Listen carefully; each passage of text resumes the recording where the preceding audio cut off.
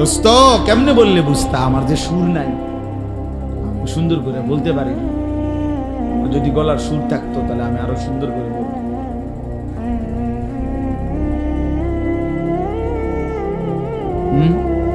কি বললে বুঝতা? এই নারী ছবি, মোবাইলের এই অশ্লীলতা, এই জিনা ব্যভিচারের দৃশ্য, চারিদিকে 24 ঘন্টা তোমরা শুধু গুনার দৃশ্য দেখো। কোথায় একটা মেয়ে আছে, কোথায় একটা নারী আছে, কোথায় একজন মহিলা হাঁটতেছে, কোথায় স্কুল ছুটি হয়েছে, কোথায় মানুষ মহিলাদের হাঁটা চলা আছে।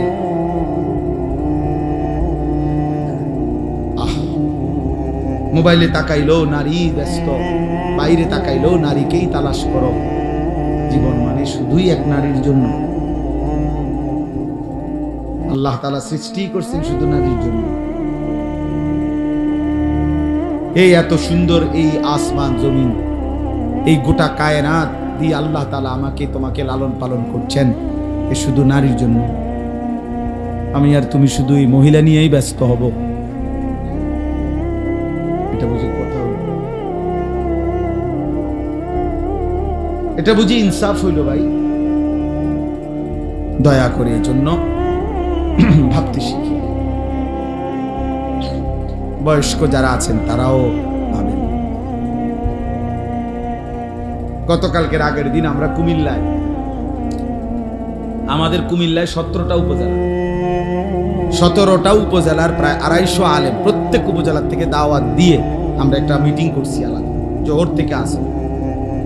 উদ্দেশ্য একটাই, যে আমরা কমপক্ষে আমাদের কুমিল্লা জেলার সর্বস্তরের কিশোর, যুবক, নওজোয়ান, উম্মতের হার তবকার মানুষকে আল্লাহর কথা, দ্বীনের কথা, তাদের আখলাক চরিত্র সুন্দর করার কথা, চরিত্রের কথা আরেকটু সম্মিলিতভাবে, জোরদারভাবে কিভাবে বলতে পারি, কি করতে পারি আমরা, এই কথার উপরে মিটিং করছি।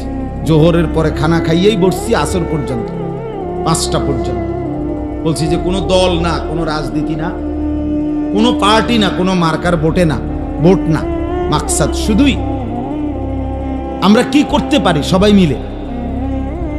একজন মানুষ 17টা উপজেলায়, সে বেচারা দৌড়াবে কেমন?